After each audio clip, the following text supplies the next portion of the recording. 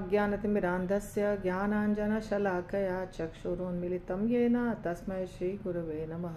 श्रीचैतन्यमनोभीष्टं स्थापितं येन भूतले स्वयं रूपः कदा मह्यं ददाति स्वपदान्तिकं। वन्देऽहं श्रीगुरो श्रीयुतपदकमलं श्रीगुरून् वैष्णवांश्च। श्रीरूपं साग्रजातं सगणरघुनाथान्वितं तं सजीवं साद्वैतं सावधूतं परिजनसहितं कृष्णचैतन्यदेवं श्री राधा कृष्ण पादान सहगण ललिता श्री विशाखान्विताश्च। जय श्री कृष्ण चैतन्य प्रभु नित्यानंद श्री अद्वैत गदाधर शिवासादि गौर भक्त वृंद। हरे कृष्ण कृष्ण कृष्ण हरे हरे, हरे राम राम राम हरे हरे। तो हमारा श्लोक हो रहा था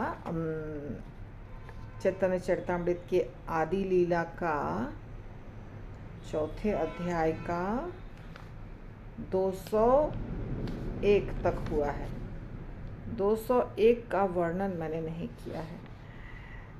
201 में ये है कि जहाँ भी स्वार्थ रहित प्रेम होता है वहाँ उसकी यही रीति है।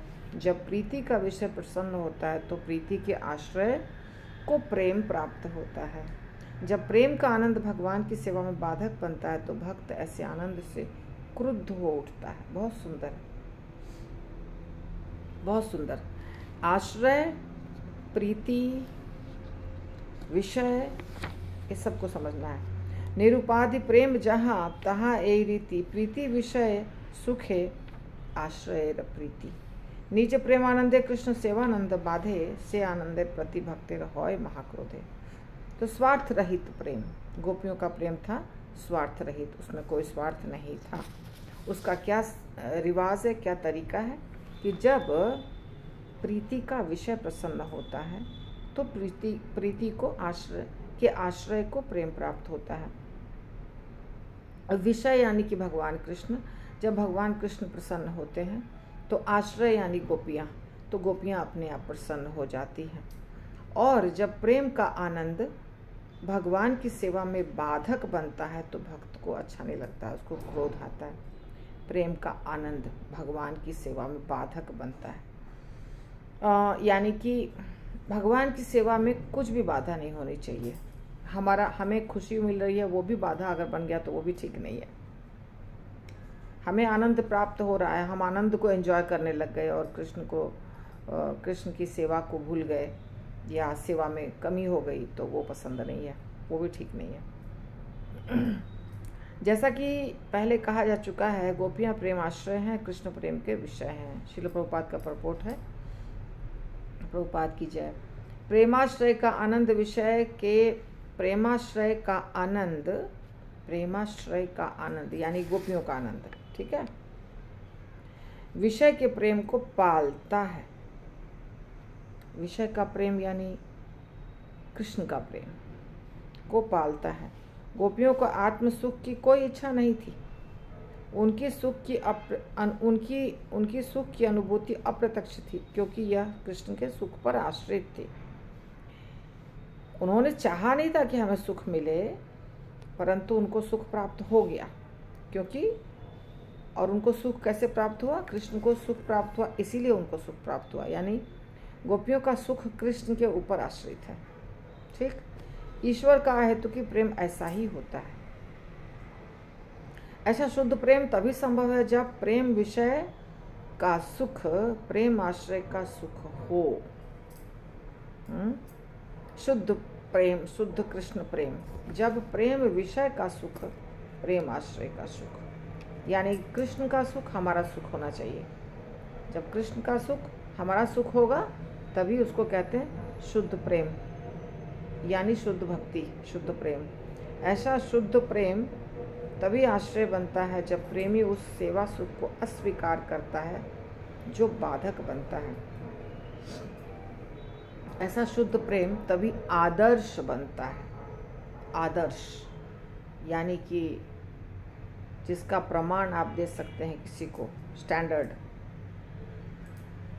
जब प्रेमी उस सुख सेवा को अस्वीकार करता है जो बाधक बनता। अब ये सब इतना कॉम्प्लिकेटेड लग रहा होगा, मुझे पता है। यहाँ पे लोगों जो भक्तगण हैं उनको ऊपर से जा रहा होगा, लेकिन कुछ नहीं कर सकती हूँ। समझने की खाली कोशिश करी, जितना भी समझ में आ जाता है ठीक है।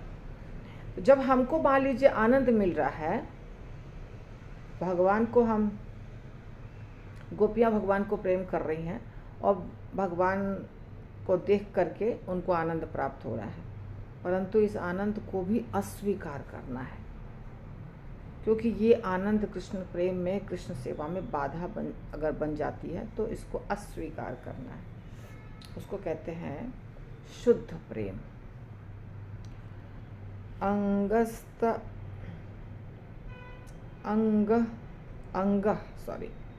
अंगः तंभारंभ मुतुंग यंतम प्रेमानंदम दारुको नाभ्यानंदत कंसारा तेर्वी जने येन साक्षात अक्षोदीयानंतरायो व्यधाई।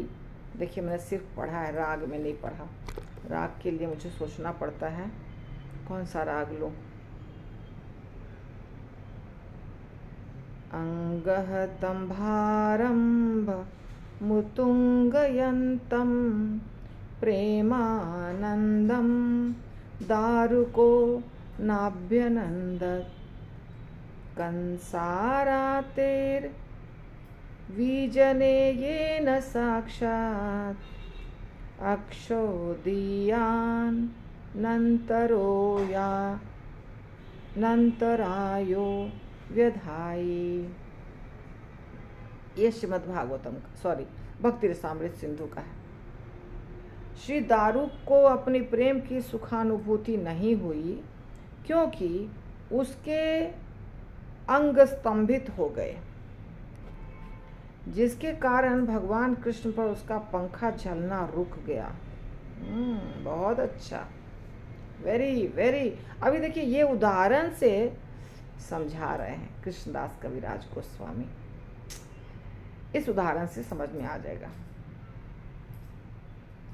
दारुक है जो कृष्ण के ऊपर पंखा झेल रहे हैं। मान लीजिए हम कृष्ण के ऊपर पंखा झेल रहे हैं, सेवा कर रहे हैं, कुछ भी भगवान की सेवा कर रहे हैं, और भगवान को देखते देखते हमारे अंदर रोमांच आ गया, हमारे शरीर के अंदर विकार आ गया, क्योंकि भगवान का प्रेम, भगवान का दर्शन ये विकार पैदा करता है हमारे अंदर। जैसे कि भगवान से प्रेम करने वाला व्यक्ति कभी रोता है, कभी हंसता है, कभी चिल्लाता है। ये तो आपने सुना है, इसको अष्टविकार कहते हैं।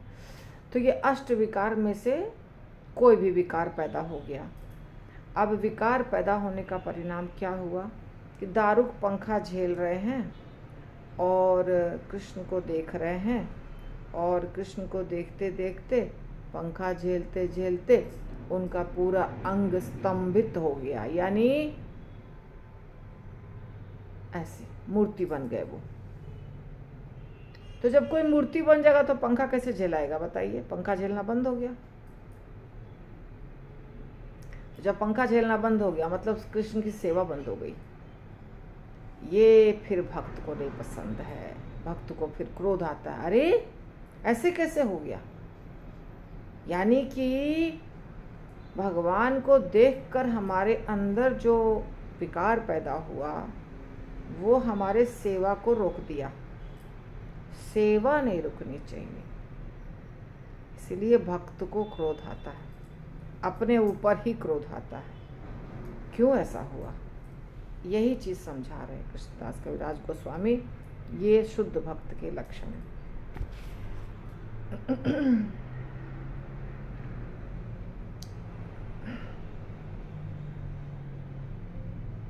गोविंद प्रेक्षणाक्षेपी वाष्पूराभिवर्षिणम् उच्चैरनिन्ददानन्दम् अरविंदलोचना।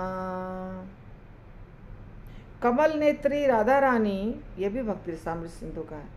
कमल नेत्री राधा रानी ने उस प्रेमानंद की बलपूर्वक भर्त्सना की, जिसके कारण अश्रु बहने लगे और जिससे उसे गोविंद का दर्शन पाने में बाधा पहुंची। ये है बहुत अच्छा कि राधा रानी और कृष्ण दोनों बैठे हैं और राधा रानी के अंदर में कृष्ण को देखकर बहुत प्रेम उमड़ा, जो भी लीला हो रही है। तो जब प्रेम उमड़ता है तो जैसा मैंने बताया अष्ट विकार, तो अष्ट विकार में एक विकार है रोना, अश्रु बहते हैं प्रेमानंद के कारण। तो राधा रानी की आंखों से जब अश्रु बह रहे थे, तो जब आंखों से अश्रु बहते हैं तो पूरा धुंधला धुंधला हो जाता है, आंसू के कारण देख नहीं सकता है कोई सामने की चीज़ को क्या हो रहा है। तो वो आँख में जो आंसू भरा था तो भगवान का दर्शन ठीक से नहीं हो रहा था।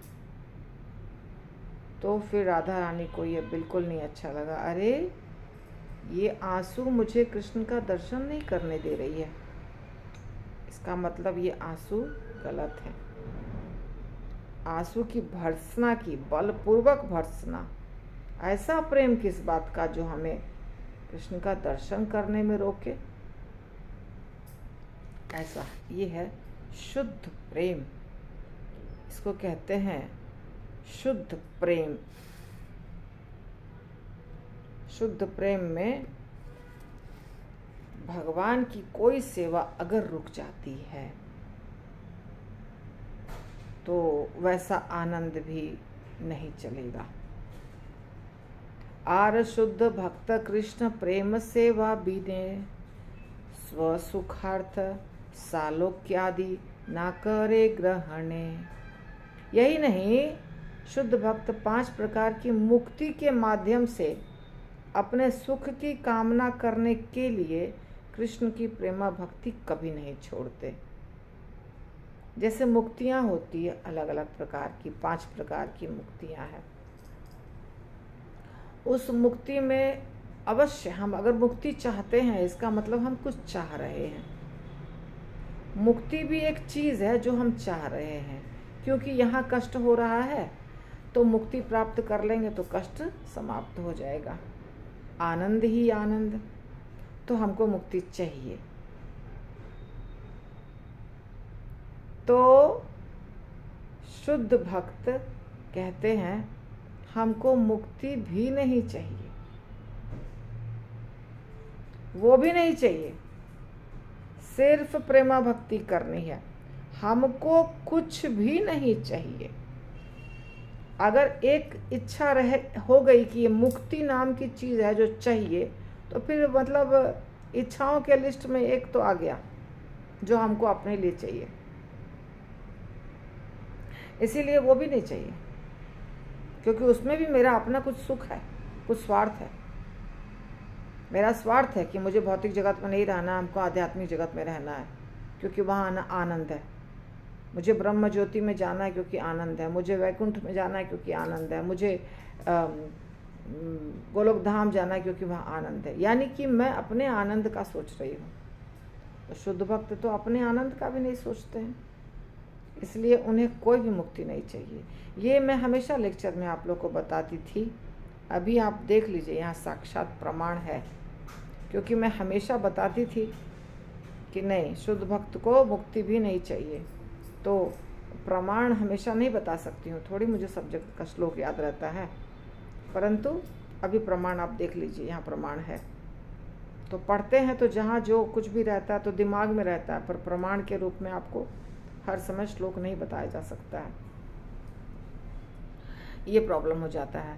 लेकिन जब आप शास्त्र को पढ़िएगा तो वो आपको वो चीज़ जो मैंने बोला है कहीं कभी मिल जाएगा। जैसे यहाँ पे मिल गया कि कृष्णदास कविराज गोस्वामी कहते हैं, शुद्ध प्रेम करने वाला व्यक्ति है वो मुक्ति को भी ठुकरा देता है, कोई भी मुक्ति नहीं चाहिए।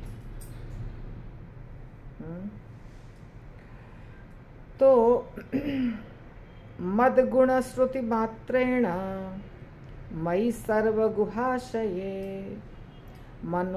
मनोगतिरविच्छिन्ना यथा गंगाभ सोमबुधौ।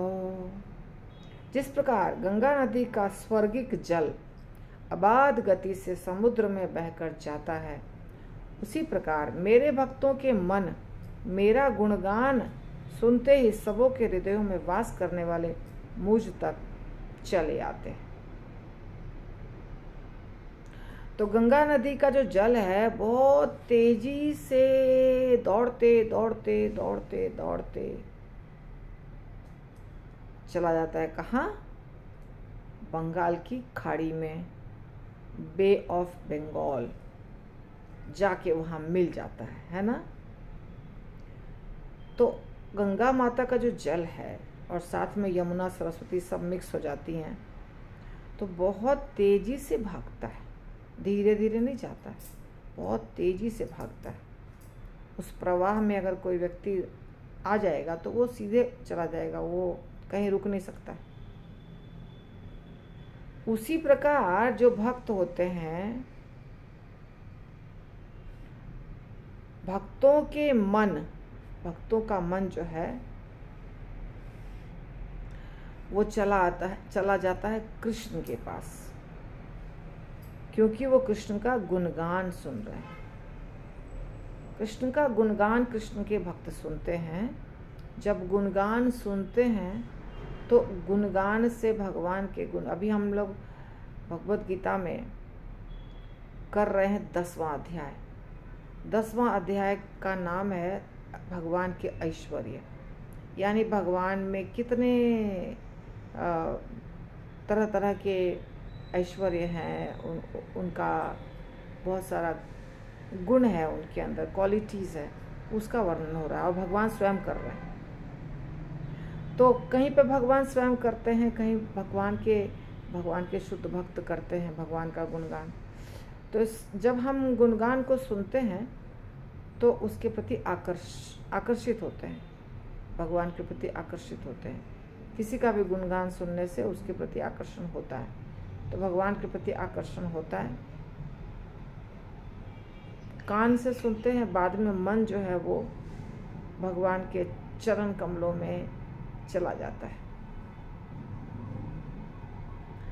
बहुत तेजी से जाता है। कैसे? जैसे गंगा माता तेजी से जाती हैं बे ऑफ बंगाल में, वैसे ही हमारा मन तेजी से जाता है कृष्ण के पास। लक्षणं भक्ति योगस्य निर्गुणस्य युदाहृतम ही उदाहृतम, ही और उदाहृतम लिखा है इसको, युदाहृतम। लक्षणं भक्ति योगस्य निर्गुणस्य हि उदाहृतम अहेतुकी अव्यवहिता या भक्ति पुरुषोत्तमे। पुरुषोत्तम भगवान की दिव्य प्रेमा भक्ति के लक्षण है कि ये क्या होते हैं? अहेतुकी होती है और किसी भी तरह रोक ही नहीं जा सकती। अप्रतिहता जो होता है ना, उसी को यहाँ लिखा है अव्यवहिता। अप्रतिहता यानी रुकती नहीं है, कोई चीज़ उसको रोक नहीं सकती है। असली जो भक्ति होती है, शुद्ध भक्ति, उसके 2 लक्षण हैं, अहेतुकी, अप्रतिहता। अहेतुकी यानी कोई अपना स्वार्थ नहीं होता उसमें, बिना हेतु के, बिना स्वार्थ के।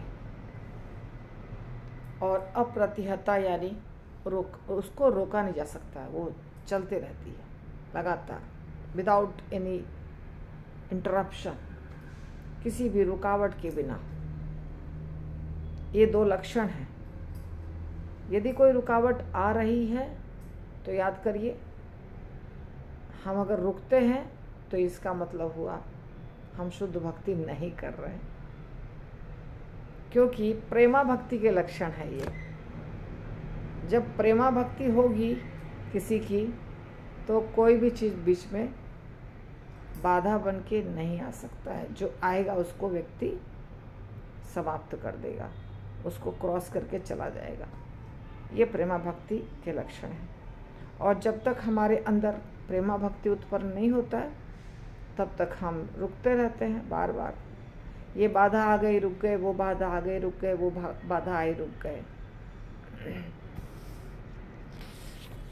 ये है